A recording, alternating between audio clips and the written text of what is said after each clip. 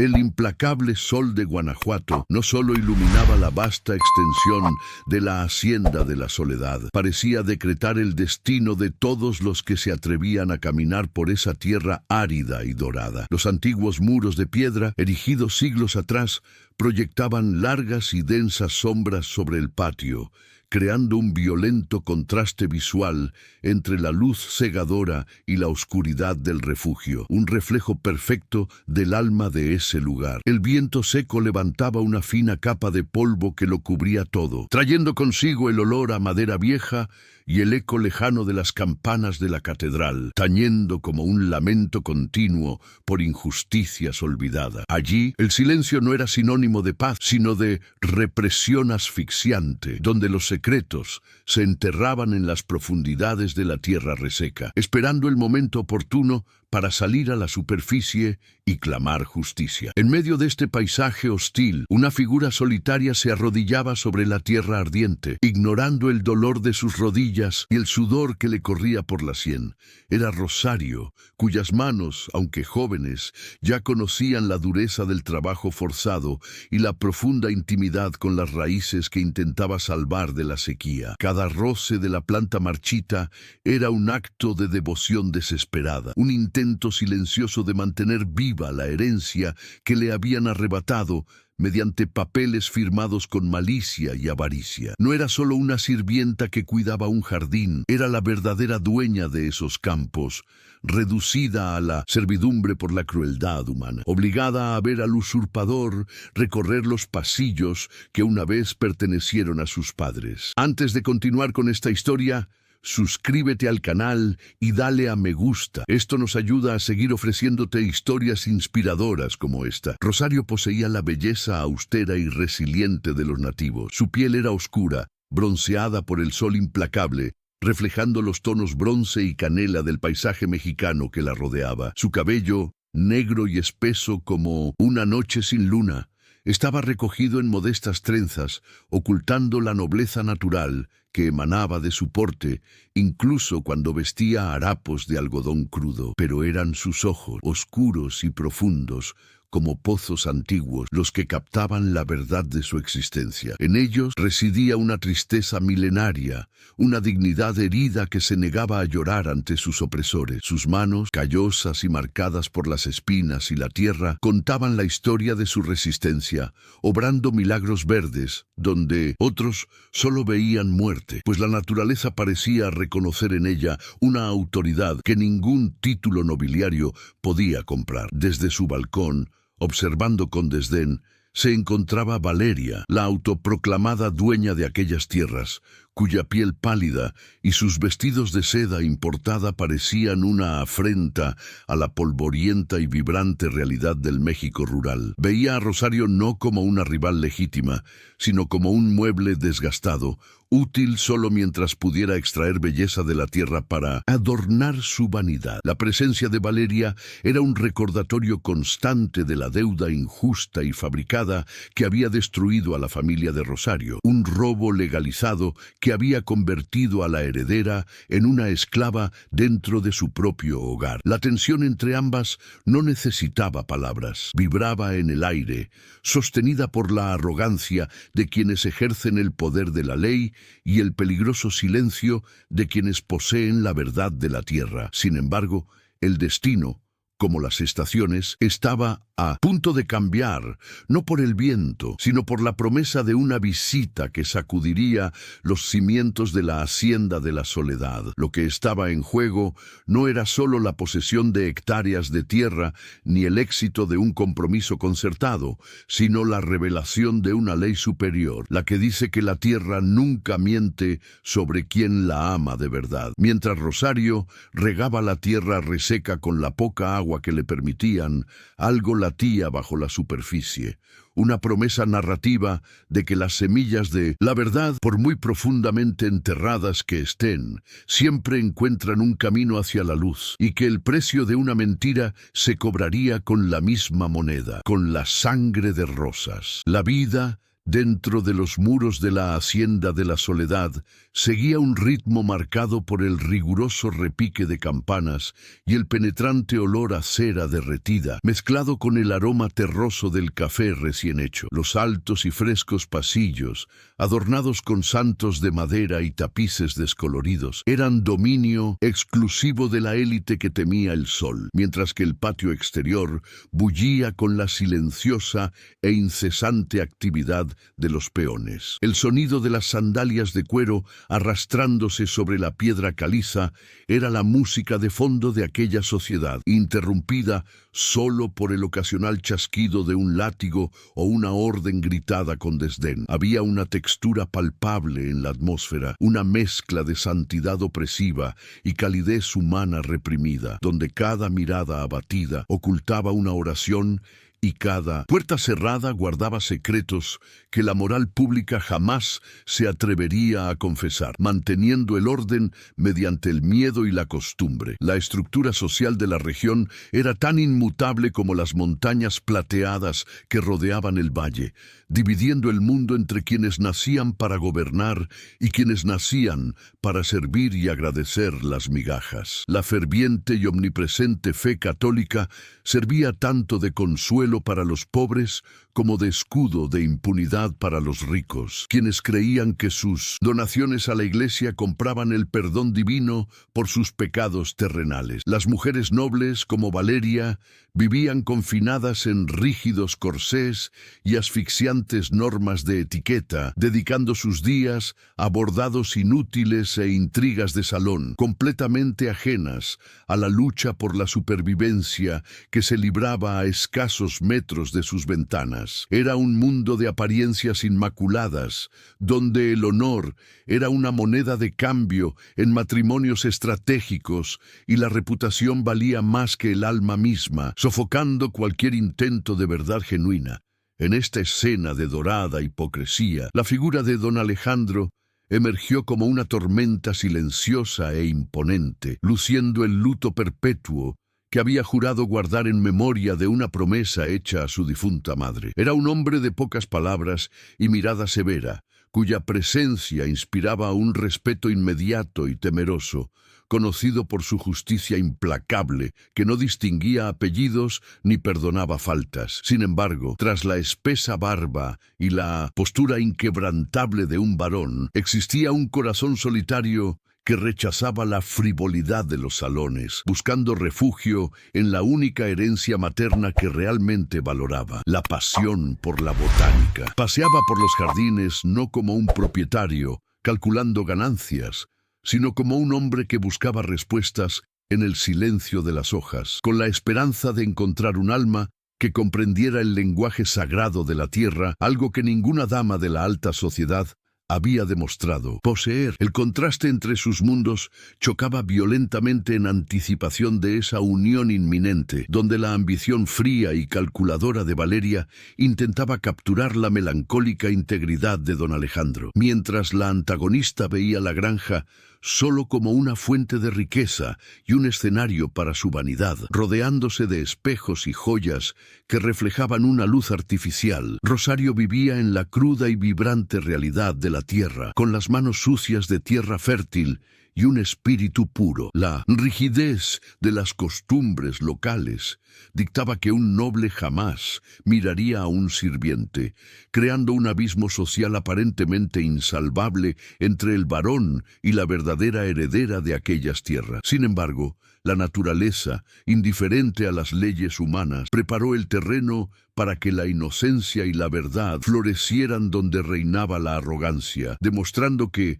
en ese mundo de sombras y silencios, la luz más intensa provenía de donde menos se esperaba. La calma habitual de la Hacienda de la Soledad se vio repentinamente rota por un frenesí nervioso que recorrió los pasillos como un vendaval, alterando la rutina monástica de los sirvientes e imponiendo una cruel urgencia a cada tarea. La noticia de la inminente llegada de don Alejandro para la temporada de compromisos se extendió de boca en boca, transformando el miedo latente en pánico obrero, con plumeros levantando nubes de polvo y cubiertos puliéndose hasta que su reflejo lastimaba la vista. El aire vibraba con la tensión de un examen final, donde cada suspenso podía acarrear un severo castigo, pues la perfección estética era la única moneda que Valeria aceptaba a cambio de su volátil tolerancia. No se trataba solo de recibir a un invitado, sino de preparar un escenario impecable donde se montaría una farsa cuidadosamente ensayada para apoderarse de una vez por todas de la fortuna y el nombre del varón, sellando el destino de la propiedad y de todos los que allí vivían bajo el yugo del usurpador. Valeria, encerrada en sus aposentos color lavanda y llenos de ambición, caminaba de un lado a otro con la inquietud de un animal enjaulado, sus pasos amortiguados por las alfombras persas que no le pertenecían. Sabía que su belleza, aunque innegable y cultivada con las mejores cremas europeas, no sería suficiente para conquistar el corazón de un hombre como don Alejandro, cuya reputación de austeridad y desinterés por las frivolidades la perseguía. Necesitaba algo más, una llave maestra que abriera la fortaleza emocional de este hombre afligido, algo que demostrara que ella no era solo un adorno caro, sino un alma gemela capaz de comprender sus dolores y pasiones. La estrategia no consistía solo en seducir el cuerpo, sino en engañar al espíritu, creando un espejismo de virtud y sensibilidad que pudiera resistir el agudo escrutinio del varón, transformando la mentira en la sólida base de su futuro imperio. Fue entonces cuando un viejo rumor, traído por discreta correspondencia desde la capital, le proporcionó el arma perfecta.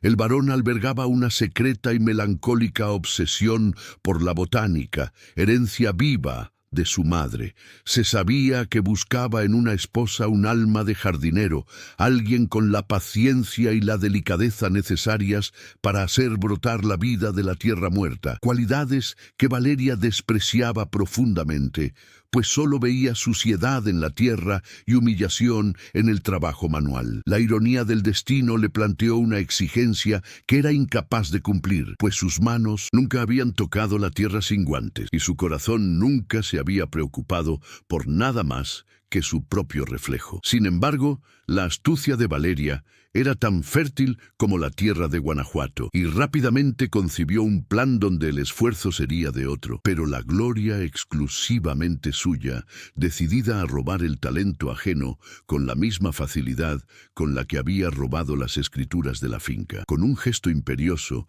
y una sonrisa que no llegó a sus ojos fríos, Valeria llamó a Rosario, exigiendo su presencia inmediata en la sala, un territorio prohibido donde los sirvientes solo entraban para servir y desaparecer. Rosario entró cabizbajo, limpiándose las manos callosas con el delantal sucio, llevando consigo el olor a tierra húmeda que contrastaba violentamente con el perfume empalagoso del ambiente cerrado. La presencia de la joven indígena en aquel lujoso salón era una afrenta visual, un recordatorio vivo del verdadero linaje de aquella casa, ahora reducida a una sirvienta a la espera de las órdenes de quien le había robado todo. Valeria la observó con una mezcla de asco y necesidad, reconociendo en aquellas manos gruesas y marcadas la única herramienta capaz de construir la mentira que necesitaba sostener, transformando la habilidad natural de Rosario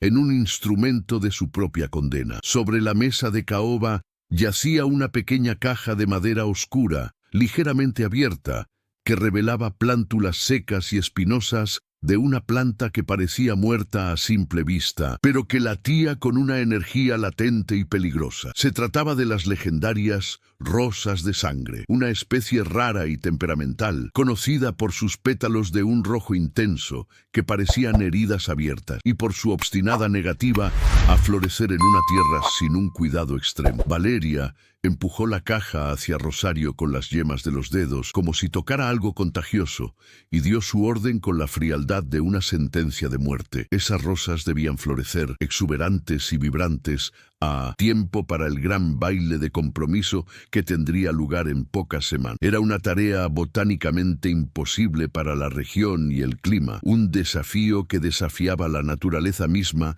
de esas plantas exóticas. La crueldad de la orden, sin embargo, residía no solo en la dificultad técnica del cultivo, sino también en el chantaje emocional y físico que la acompañaba, diseñado para quebrar cualquier resistencia que aún persistiera en el espíritu de Rosario. Valeria se inclinó hacia adelante, bajando la voz hasta un susurro venenoso, y dejó claro el precio del fracaso. Si las rosas no estaban perfectas la noche del baile, Rosario sería expulsada de la hacienda para siempre, con prohibición de pisar esas tierras hasta el fin de sus días. La amenaza iba mucho más allá de la pérdida de un techo o un trabajo miserable. Significaba el exilio del único lugar que importaba, el impedimento definitivo para visitar las tumbas de sus padres, que reposaban bajo la sombra de un viejo roble en los linderos de la propiedad. Era una elección entre la sumisión total a un capricho vano o la completa eliminación de su historia y su conexión con sus antepasados. Para que la humillación fuera total y absoluta, Valeria reveló la segunda parte de su maquiavélico plan, sonriendo con la satisfacción de quien cree haber atado todos los cabos sueltos. Explicó con brutal claridad que Rosario sería la mano invisible que sangraría sobre las espinas, pero que, ante el varón y la sociedad, sería Valeria quien recibiría los aplausos como la delicada jardinera. Tú harás el trabajo sucio y yo seré el alma sensible que él busca, dijo, sellando el pacto de silencio y robo de identidad. Rosario permanecería en la sombra, cultivando la belleza que adornaría a la mujer que había destruido su vida, obligada a usar su don sagrado con la naturaleza para fortalecer la posición de su enemigo. Era el robo definitivo. Tras perder la tierra y la libertad, ahora intentaban expropiar incluso la belleza que sus manos eran capaces de crear. Rosario recibió la caja de madera como si fuera el peso del mundo, sintiendo la textura áspera de la madera contra la piel de sus manos, preludio de las espinas que la herirían. No dijo una palabra, pues la voz le fallaba ante tal injusticia, pero sus ojos oscuros brillaban con una mezcla de terror y una férrea determinación que Valeria, en su arrogancia, no pudo percibir. Aceptar la tarea era aceptar la esclavitud de su talento, pero negarse era abandonar los huesos de sus padres a la eterna soledad, algo que su honor filial jamás permitiría. En ese momento, sosteniendo las plántulas casi muertas, Rosario selló un pacto silencioso no con su señora, sino con las propias plantas. Las haría vivir, no por vanidad de mujer, sino porque la vida era la única respuesta que sabía dar a la muerte que la rodeaba. Días después, el pesado sonido de las ruedas del carruaje,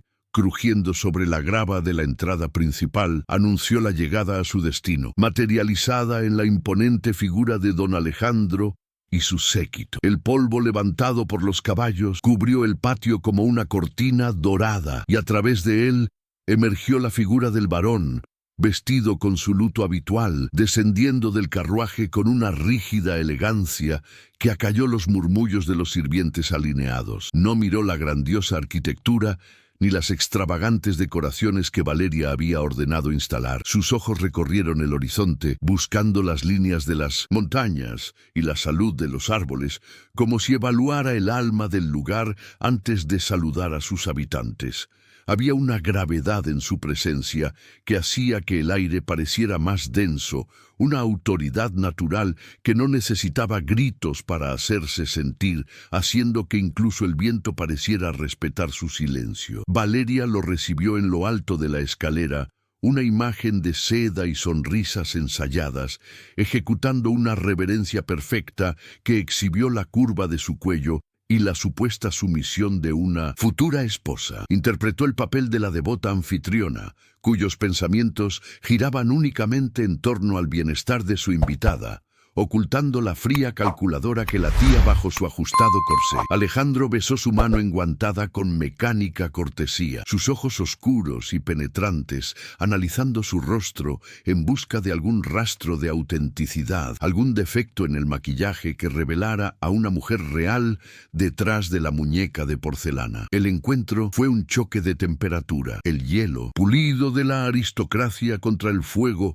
contenido de un hombre que buscaba desesperadamente una razón para creer o para renunciar por completo a la humanidad que lo rodeaba. Durante la cena de bienvenida, bajo la luz parpadeante de docenas de candelabros de plata, la conversación fluyó con la superficialidad propia de la corte, hasta que don Alejandro, con su voz profunda y mesurada, lanzó el anzuelo que Valeria había estado esperando. Habló de la aridez de la región y de la dificultad de mantener viva la belleza en ese clima, mencionando el jardín de su madre como el único lugar donde había encontrado verdadera paz. Valeria, captando la indirecta con la precisión de una actriz veterana, suspiró y mintió descaradamente, afirmando que pasaba las mañanas cuidando sus propios rosales, encontrando consuelo en el contacto con la tierra. Describió una intimidad con el jardín que nunca había poseído, usando palabras robadas de libros de poesía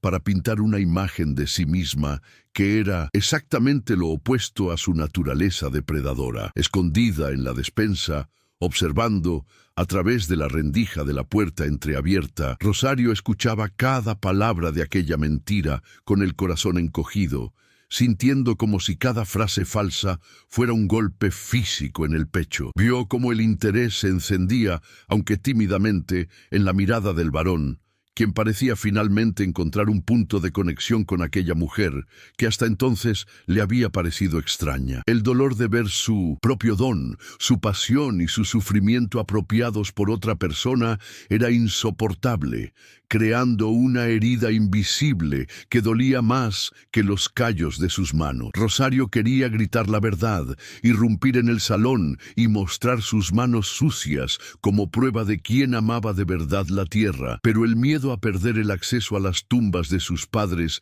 la paralizaba, condenada a ser espectadora de su propia explotación. Esa misma noche, mientras la casona dormía y las luces se apagaban una a una, Rosario se dirigió al rincón más resguardado del jardín, llevando consigo la caja de rosas de sangre y un viejo farol. El silencio nocturno solo lo rompía el canto de los grillos y el sonido de su propia respiración irregular, mientras iniciaba la ardua tarea de preparar la tierra para recibir las delicadas plántulas. Excavó la tierra con las manos desnudas, mezclando sus lágrimas con la composta, susurrando antiguas oraciones que su abuela le había enseñado, pidiendo permiso a la tierra para plantar allí esas extrañas vidas. Cada movimiento era un acto de fe desesperada, una lucha contra la probabilidad y contra el tiempo, donde depositaba en esas frágiles raíces toda la esperanza de su propia supervivencia y el recuerdo de su familia. Allí, bajo el manto estrellado de Guanajuato, comenzó la verdadera batalla. No una guerra de espadas ni palabras, sino un conflicto silencioso entre el destino impuesto y la fuerza de voluntad de una mujer solitaria. Rosario sabía que, al hacer florecer esas rosas, le entregaría a Valeria la llave del corazón del varón, ayudando a consolidar el poder de su enemigo sobre la tierra que amaba. Era una cruel paradoja, una trampa moral donde el éxito de su trabajo significaba la derrota de su corazón, pero donde el fracaso significaba la pérdida de su alma. Y así, con las manos enterradas en la tierra y el corazón dividido, Rosario aceptó el reto, decidida a crear la belleza más pura del mundo, incluso si servía para coronar la mentira más vil, confiando en que de alguna manera la verdad de las flores hablaría más alto que la falsedad de los hombres. Las mañanas en la hacienda de la Soledad comenzaban a adquirir una nueva textura, tejida no solo por el canto de los gallos, sino por una presencia silenciosa que llegaba a habitar el jardín en las pálidas horas del amanecer. Mientras Valeria dormía el sueño profundo de los justos y los indiferentes, don Alejandro se refugiaba entre las hileras de plantas, atraído por una curiosidad que, según él mismo, era puramente botánica, pero que su corazón sabía que era algo más profundo. Observó a Rosario desde la distancia, viendo cómo conversaba con las espinas y cómo sus manos, aunque marcadas por el duro trabajo, tocaban los frágiles tallos de las rosas de sangre con una reverencia que nunca había visto en los salones de baile. Hubo una danza silenciosa entre ellos, un ballet de regaderas y tijeras de podar, donde el varón, despojado de su arrogancia social, llegó a admirar la tenacidad de aquella joven que, sin saberlo,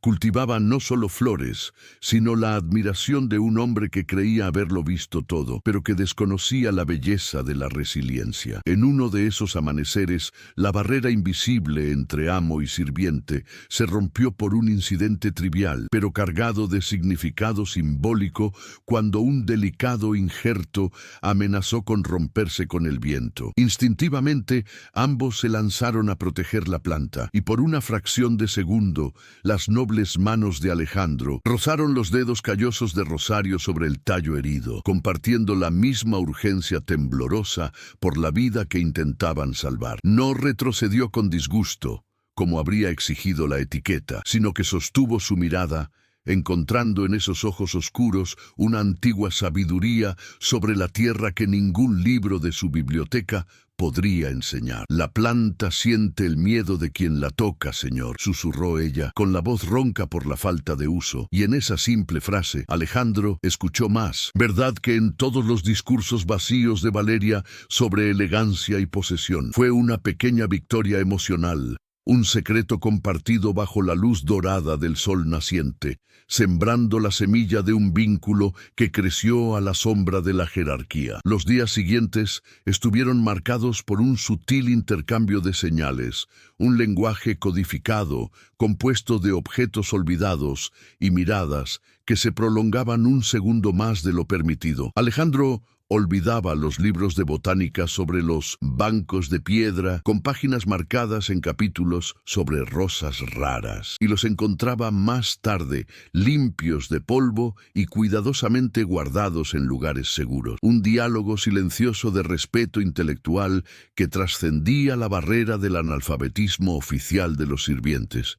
Si te gusta esta historia, demuéstranoslo dejando tu me gusta. Estos momentos de conexión eran islotes de paz en medio del turbulento mar de los preparativos del compromiso, breves instantes donde ambas almas podían respirar sin el corsé de las convenciones sociales. Con cada gesto velado de bondad de Alejandro, una cantimplora de agua fresca a la sombra, una orden para que Rosario descansara, la joven sentía que su corazón, endurecido por la injusticia, comenzaba a latir a un ritmo peligroso y dulce, temiendo y deseando esa cercanía prohibida. Sin embargo, esta cercanía no pasó desapercibida ante la atmósfera opresiva de la casa, y el contraste entre la ternura del jardín y la frialdad de los salones se hizo cada vez más insoportable. Mientras las rosas de sangre empezaban a mostrar sus primeros capullos, hinchados y prometiendo un rojo vibrante,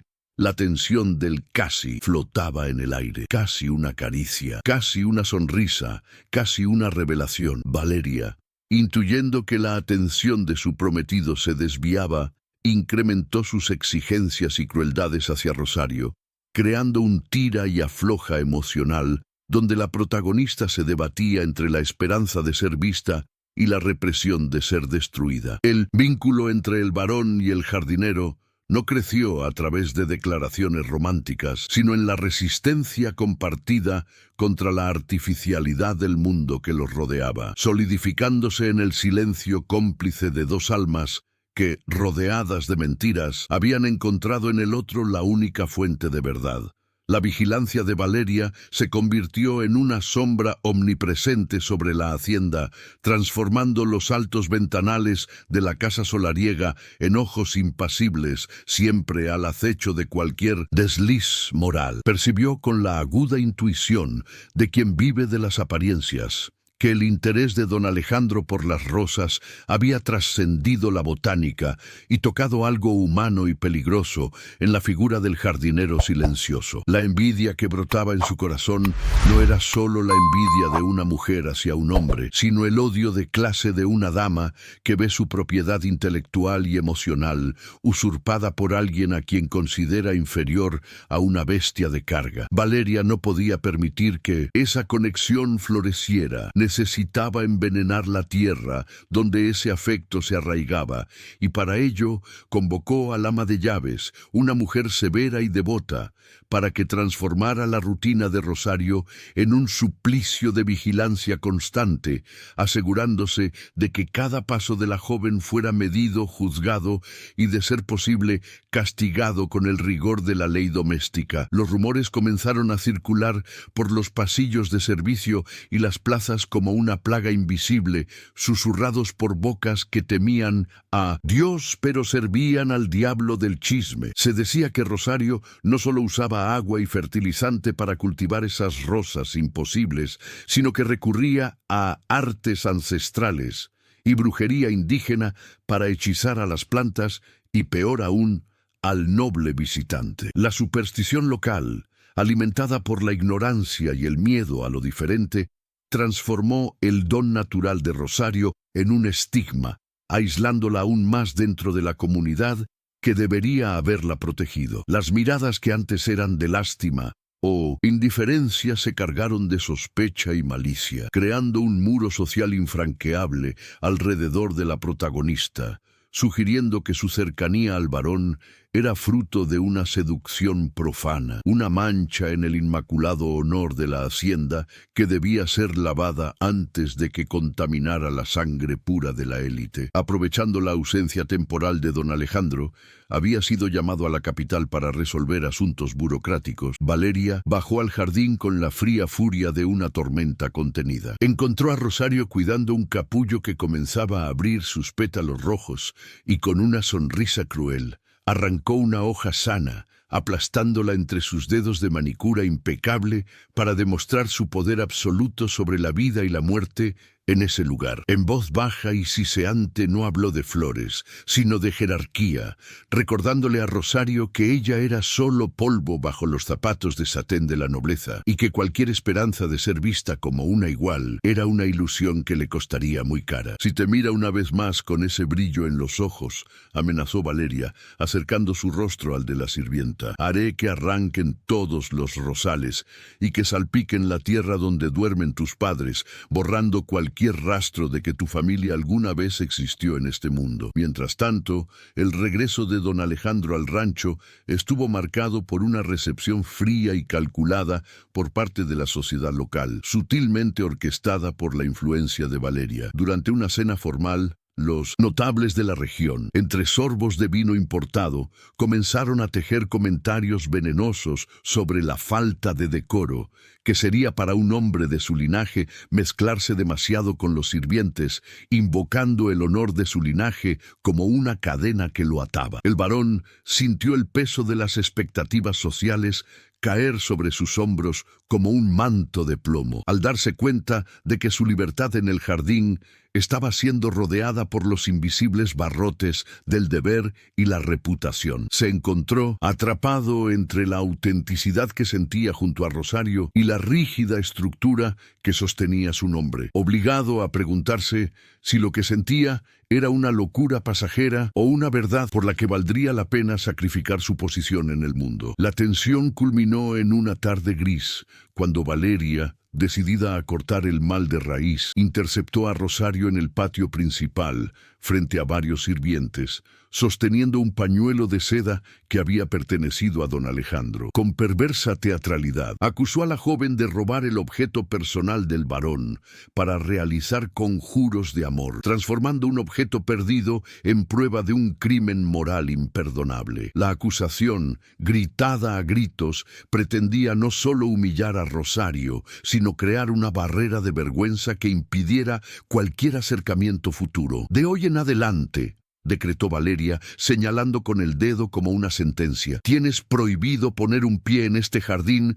mientras el sol esté en el cielo. Solo cuidarás las rosas en la oscuridad de la noche, como las criaturas de las sombras que eres». La escena termina con Rosario siendo arrastrada bajo miradas condenatorias, mientras la duda y la injusticia flotaban en el aire, separándola de la luz y del hombre que comenzaba a amarla. La oscuridad cayó sobre la la hacienda de la soledad como un manto de plomo, trayendo consigo un frío penetrante que calaba hasta los huesos, transformando el jardín, antaño un santuario de colores, en un laberinto de sombras amenazantes. Rosario, desterrada de la luz del sol por decreto de Valeria, se movía entre los parterres con la única pálida luna como testigo, con los dedos entumecidos por el rocío helado, mientras intentaba la imposible tarea de proteger las plantas del rocío de la noche. El silencio solo lo rompía el viento que aullaba en los cañones lejanos, anunciando una de esas tormentas repentinas y violentas típicas de la Sierra de Guanajuato, capaces de destruir el trabajo de toda una vida en minutos. Sintió la electricidad de la tormenta en el aire, una advertencia de la naturaleza de que la prueba final estaba a punto de comenzar, exigiendo no solo habilidad, sino el sacrificio de su propia integridad física para mantener viva la promesa que había hecho a esas raíces.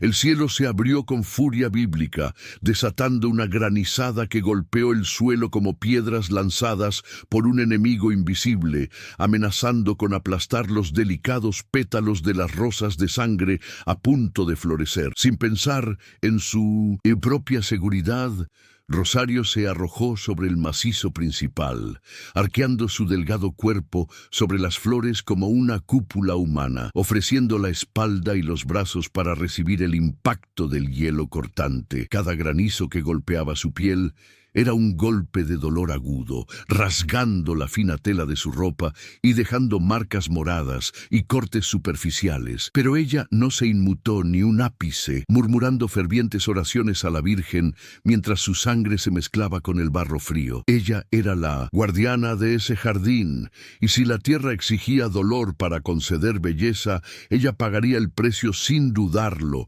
demostrando que su lealtad a la vida era mayor que su instinto de supervivencia. Fue en esta escena de caos y sacrificio que don Alejandro, despertado por el rugido de la tormenta e impulsado por una inquietud que lo mantenía despierto, corrió al patio temiendo por el legado botánico de su madre. Lo que vio, sin embargo, le heló el corazón. No eran solo flores azotadas por el viento, sino una mujer soportando el azote para proteger algo que legalmente ni siquiera le pertenecía. La imagen de Rosario, acurrucada y temblorosa bajo la lluvia de hielo, destrozó la armadura de nobleza y desapego que había portado durante años. Con un grito ahogado por el trueno, el varón se precipitó bajo la lluvia, no como un señor dando órdenes, sino como un hombre desesperado, despojándose de su pesado abrigo y arrojándose al barro junto a ella,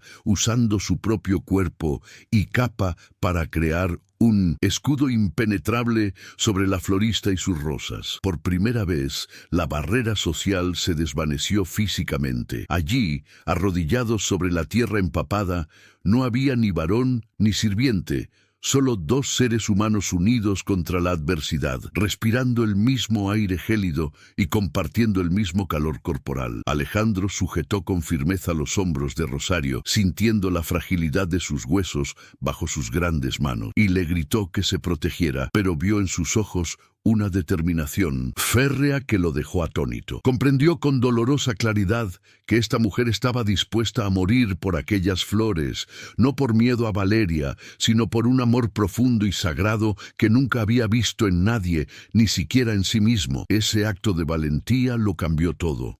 La admiración distante se transformó en respeto visceral, y la duda que albergaba sobre su carácter fue arrastrada por la lluvia, revelando un alma de oro puro bajo la tierra del patio. Cuando la tormenta finalmente amainó, dejando tras sí un silencio húmedo y pesado, Alejandro no se fue de inmediato. Permaneció allí, sosteniendo las manos heridas de Rosario, inspeccionando los cortes y moretones con una ternura que desafiaba todas las leyes de su casta. ¿Por qué?, preguntó con voz ronca, sin exigir una explicación, sino implorando comprender el origen de tanta devoción. Rosario, temblando de frío y adrenalina, respondió solo señalando los brotes intactos que habían sobrevivido gracias al escudo de sus cuerpos. En ese momento, Alejandro vio en ella el reflejo de su propia madre, la única persona que había amado esas plantas más que a la vida misma, y sintió una conexión espiritual tan intensa que lo asustó, pues sabía que ese sentimiento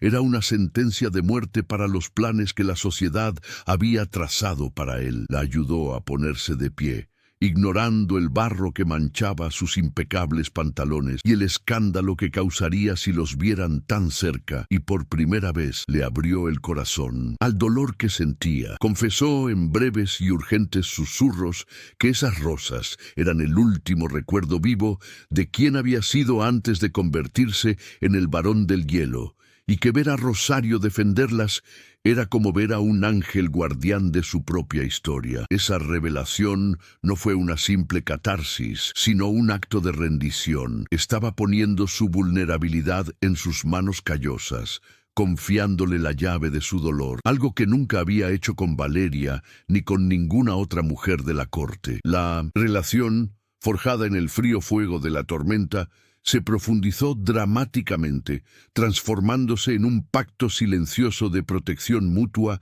que trascendía las palabras y los títulos. Sin embargo, el sistema que los rodeaba no dormía, y desde las oscuras ventanas de la casona, ojos atentos observaban las siluetas entrelazadas en el jardín, alimentando el fuego de los rumores que arderían a la mañana siguiente. El ama de llaves, fiel guardián de Valeria, presenció la escena y se apresuró a informar a su señora que el varón no solo conversó con la criada, sino que se arrodilló en el barro por ella, una violación del protocolo que rozaba la locura. La tensión entre el deber de Alejandro, su reputación, su nombre, el contrato matrimonial casi firmado y el amor naciente que ahora latía en sus venas se volvió insoportable. Sabía que al amanecer tendría que elegir entre volver a ponerse la máscara del noble intocable o aceptar la verdad que había descubierto bajo la lluvia, y que cualquiera de las dos opciones traería consecuencias devastadoras. La mañana trajo un sol claro y cruel, iluminando el jardín que milagrosamente había sobrevivido, donde las rosas de sangre, nutridas por la tormenta y el sacrificio, finalmente florecieron con un rojo tan intenso que parecía herir la vista. Eran la prueba viviente de la lealtad de Rosario, una belleza sobrenatural que Valeria estaba dispuesta a robar y presentar como suya en el gran baile que tendría lugar esa misma noche. Alejandro, observando las flores desde su ventana, sintió el peso de la farsa que estaba a punto de escenificarse. Vio la perfección de las rosas y supo, en el fondo, que no eran fruto de manos suaves y guantes de seda, sino de sangre y coraje. El escenario estaba listo para el conflicto final, donde la verdad y la mentira colisionarían ante toda la élite de Guanajuato, y donde el silencio de Rosario se pondría a prueba hasta el límite de su resistencia. La noche del baile de compromiso descendió sobre la hacienda de la Soledad como un tapiz de terciopelo negro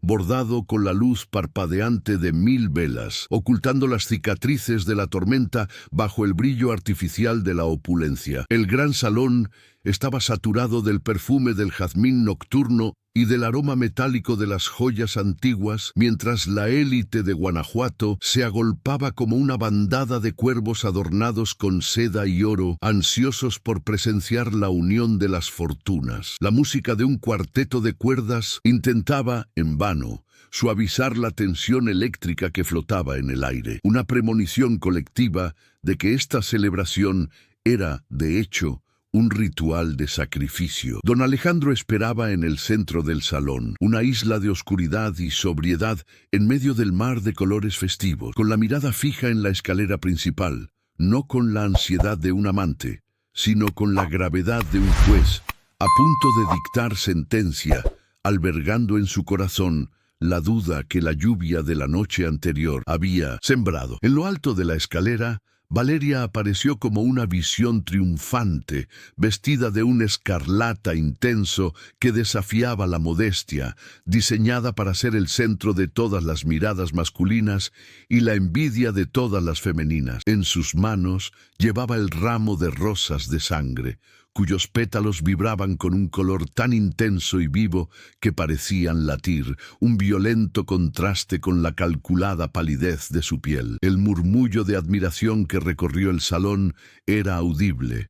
Nunca esas tierras áridas habían producido tanta belleza botánica, y la hazaña pareció confirmar la bendición divina sobre la novia y su capacidad de generar vida. Valeria descendió los escalones con la lentitud de quien saborea el poder, convencida de que el robo del mérito de Rosario era el crimen perfecto, sellado por el silencio de los sirvientes y la ceguera del amor que creía haber despertado en el varón. Al llegar a don Alejandro, la música cesó, creando un vacío de silencio donde solo se escuchaba la respiración contenida de los invitados. Valeria extendió el ramo con una sonrisa ensayada, sus ojos brillando con una falsa modestia que apenas disimulaba su voraz codicia. «Para ti, mi amor», declaró, proyectando su voz para que llegara a los oídos más lejanos del salón, «el fruto de mis oraciones y mi incansable cuidado, cultivado para demostrar que mi corazón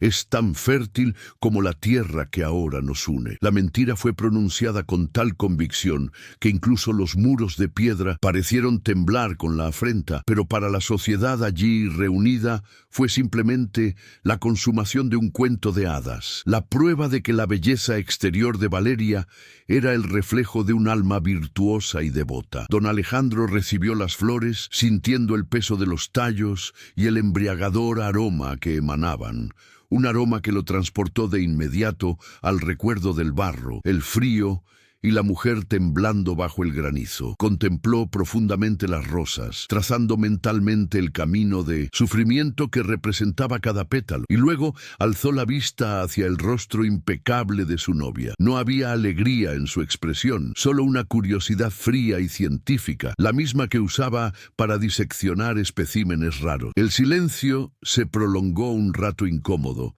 transformando la admiración de los invitados en inquietud. Alejandro no besó a su novia ni le dio las gracias. En cambio, acarició una espina con la yema del dedo y con voz serena y mortalmente seria, planteó la pregunta que lo cambiaría todo. «Dime, Valeria, ¿qué pidió la tierra a cambio de tanta belleza?» La pregunta, cargada de simbolismo espiritual y técnico desconocido para Valeria, la tomó completamente desprevenida, desmantelando su guión cuidadosamente ensayado. Parpadeó, confundida, buscando en su mente una respuesta que sonara poética o apropiada, pero su ignorancia de la verdadera naturaleza del sacrificio la traicionó. Con una risa nerviosa que resonó estridente en el silencioso salón, intentó improvisar. «Bueno, Alejandro pidió el mejor fertilizante que el dinero pudiera comprar y la mejor tierra traída de la capital, por supuesto». La respuesta banal y materialista resonó como una blasfemia en los oídos del varón. Su rostro se endureció, las líneas de su mandíbula se tensaron y la decepción en sus ojos dio paso a una terrible certeza. Comprendió antes que todos que la mujer que tenía delante no entendía el lenguaje de la tierra, pues creía que la vida se podía comprar, no sufrir. «Dinero», repitió Alejandro, con un tono de desprecio que cortaba el aire como un látigo. «Mi madre me enseñó que estas rosas no se alimentan de oro, sino de devoción». Dio un paso al frente, invadiendo el espacio personal de Valeria de una manera que la hizo retroceder instintivamente. «Déjame ver tus manos», ordenó, no como una petición, sino como una exigencia imperial. La sala contuvo la respiración. Valeria dudó, su sonrisa congelada en una mueca de miedo, intentando esconder las manos entre los pliegues de su vestido. Pero la mirada del varón era innegable. Lentamente, temblando de indignación y temor, extendió las manos hacia él. Alejandro las tomó, girando sus palmas hacia arriba bajo la luz de los candelabros. Eran suaves inmaculadas, perfumadas con aceites caros, sin un solo rasguño, sin la más mínima marca de suciedad o espina, manos que nunca habían conocido el trabajo ni el dolor. El varón le soltó las manos con asco, como si hubiera tocado algo podrido, y su voz resonó por el salón, rompiendo la etiqueta de la velada. ¡Mentiras!, gritó, provocando un retroceso de los invitados. Las rosas de sangre solo florecen en manos que sangran. La belleza que me ofreces ha sido robada, pues tus manos no llevan la marca del sacrificio necesario para crearla. La acusación cayó sobre Valeria como una sentencia de muerte social. Intentó protestar, balbuceando excusas incoherentes, pero la máscara había caído. Alejandro se volvió hacia la entrada de servicio, donde los sirvientes observaban aterrorizados, y con un gesto imperioso ordenó: «Traedme al verdadero jardinero, traedme a Rosario, ya». El nombre del sirviente, pronunciado con tanta autoridad, resonó como un trueno, invirtiendo el orden natural de aquel mundo jerárquico. Hubo un alboroto en la puerta, y Rosario fue empujada al pasillo, intentando resistirse, avergonzada de sus harapos y de la repentina exposición. Parecía pequeña y frágil, rodeada de tanto lujo, con su uniforme sencillo y sucio, las manos envueltas en toscas vendas que apenas contenían la sangre de las heridas de la tormenta. La élite la miró con horror y asco, viendo solo a una india sucia invadiendo su santuario, pero para Alejandro ella era la única verdad presente en esa habitación. Caminó hacia ella, ignorando los susurros escandalizados, y se detuvo ante ella con una reverencia que nunca le había mostrado a ninguna duquesa. Rosario intentó esconder las manos tras la espalda, humillada, pero Alejandro, con una dulzura devastadora, le pidió en silencio que se las mostrara. Con lágrimas en los ojos, Rosario extendió sus manos temblorosas. Ante toda la nobleza de Guanajuato, don Alejandro comenzó a desenvolver las vendas de tela sucia, revelando la carne viva, los profundos cortes causados por el granizo y las heridas punzantes de las espinas. Una exclamación colectiva de horror recorrió la sala, pero no era asco, sino conmoción ante la brutalidad del sacrificio revelado. Las heridas de Rosario eran, en ese momento, más valiosas que cualquier diamante en la habitación. Eran estigmas de amor, la prueba física de que había dado su propia sangre para proteger la belleza que Valeria había intentado usurpar. «Miren», dijo Alejandro, con la voz entrecortada por la emoción, alzando sus manos heridas para que todos las vieran. «Estas son las manos de una reina. Estas son las manos a las que la tierra obedece». En un clímax de absoluta ruptura social, el varón hizo lo impensable. Se arrodilló en el suelo de mármol ante la sirvienta, ensuciándose las rodillas de sus pantalones negros con el polvo que caía de su ropa. Acercó las manos heridas de Rosario a sus labios y las besó, no con deseo carnal, sino con sagrada devoción, sellando así un pacto de reconocimiento y arrepentimiento. «Perdóname por no haberlo visto antes», susurró contra su piel magullada, ignorando el desplome de Valeria, quien observaba la escena petrificada, viendo cómo su futuro se desmoronaba. El acto de besar las manos de una sirvienta no era un simple gesto romántico, era una declaración de guerra contra la hipocresía de su clase, una completa inversión de valores donde el dolor del parto se elevaba por encima del privilegio del nacimiento. Alejandro se puso de pie, todavía de la mano de Rosario, y se volvió hacia la atónita asamblea y hacia una Valeria desolada. «El compromiso está roto», anunció con la frialdad del acero. «No me casaré con una ladrona de almas. Esta mujer», señaló a Valeria, «intentó comprar lo que solo se puede ganar, y esta mujer», apretó la mano de Rosario, «pagó el precio que la tierra exigía. Fuera todos de mi casa».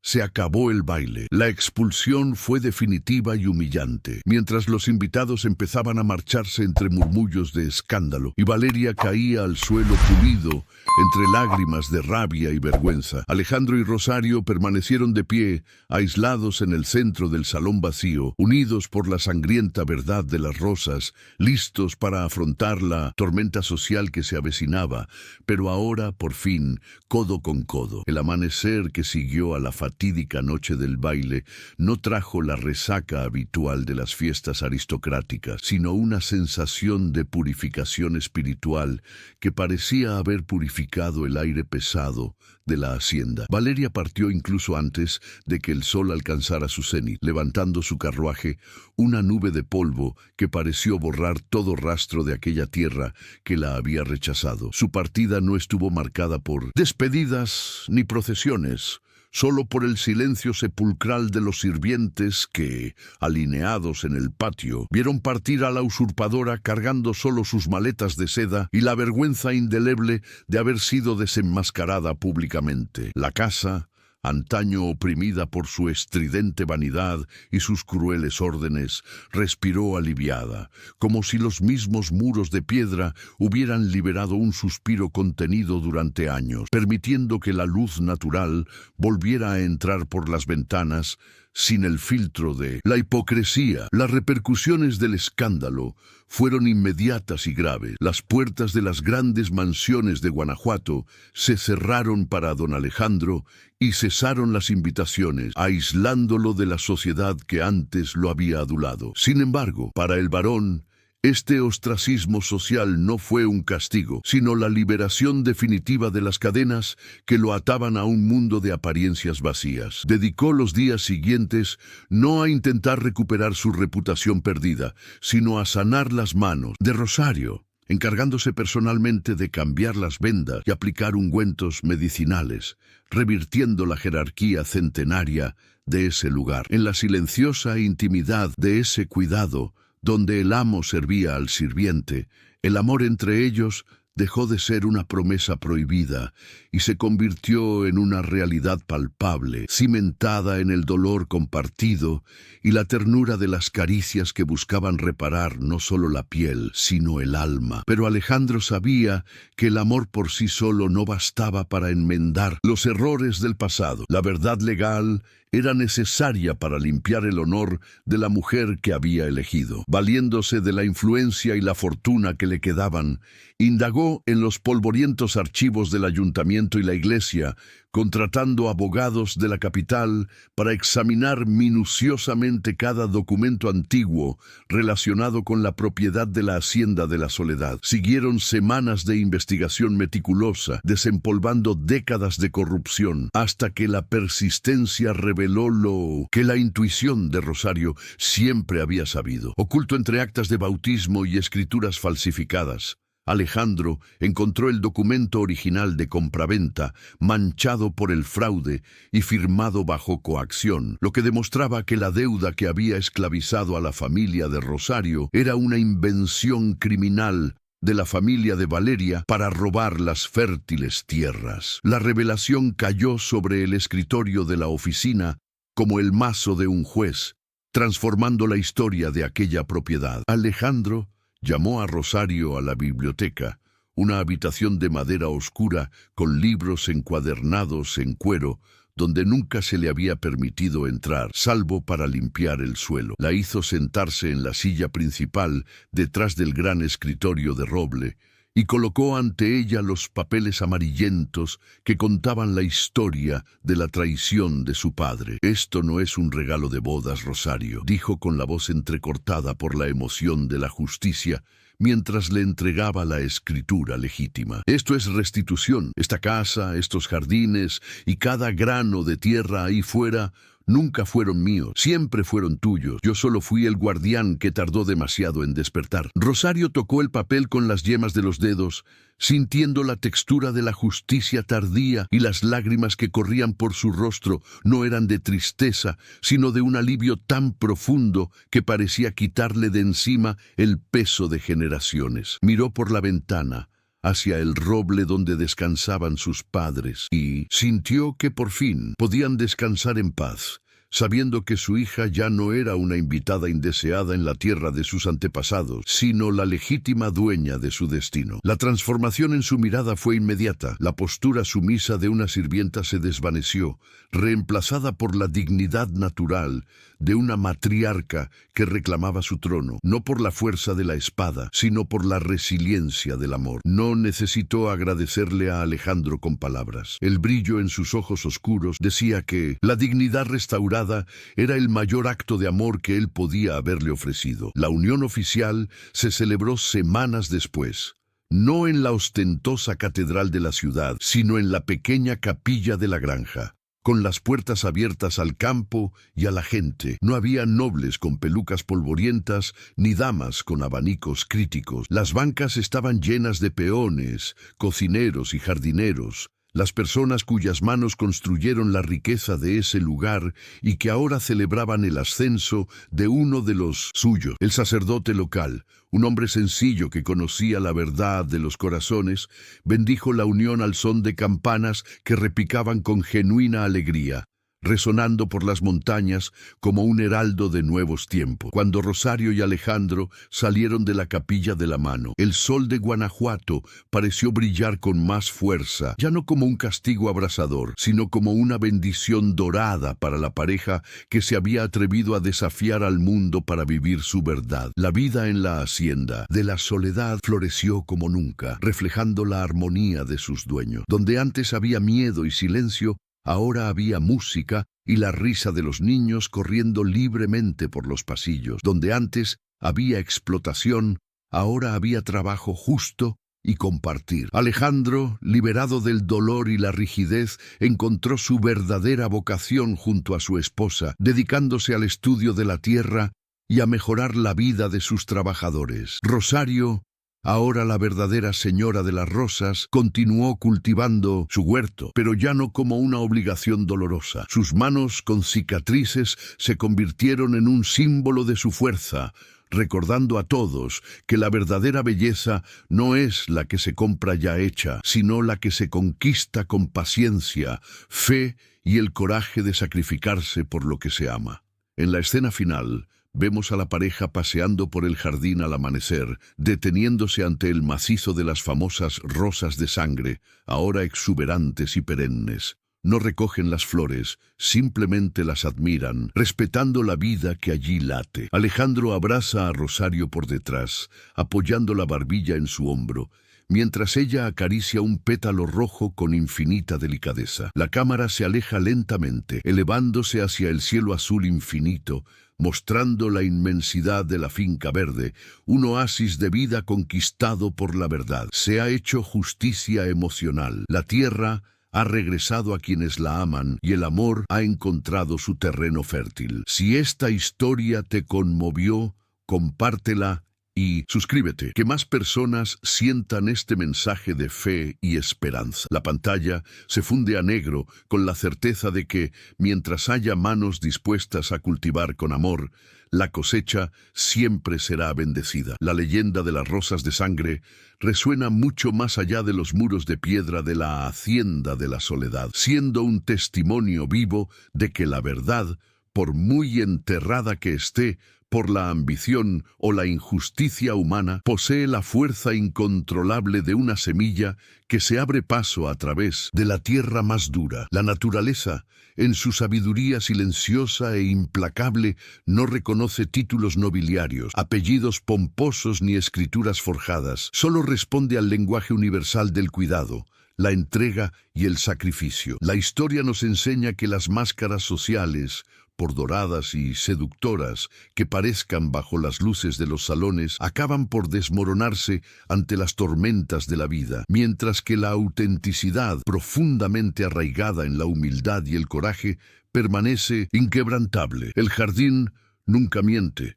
Devuelve exactamente lo que recibe, demostrando que no se puede cosechar dulzura donde se ha plantado arrogancia, ni esperar vida donde se ha negado el amor genuino, pues la tierra es el juez final de todas las intenciones. En el corazón de esta emotiva narrativa, las cicatrices visibles en las manos de Rosario y la rendición del orgullo ancestral de don Alejandro revelan una profunda lección moral sobre el verdadero precio de la felicidad y la redención. El amor verdadero y la justicia divina no son regalos que caen del cielo para los afortunados, sino logros espirituales que exigen sacrificio personal, la disposición a derramar sangre, ya sea en cuerpo o en ego, en defensa de lo sagrado. La verdadera aristocracia del espíritu no reside en la sangre azul ni en la seda importada que cubre la piel, sino en la capacidad de soportar el dolor por el bien de los demás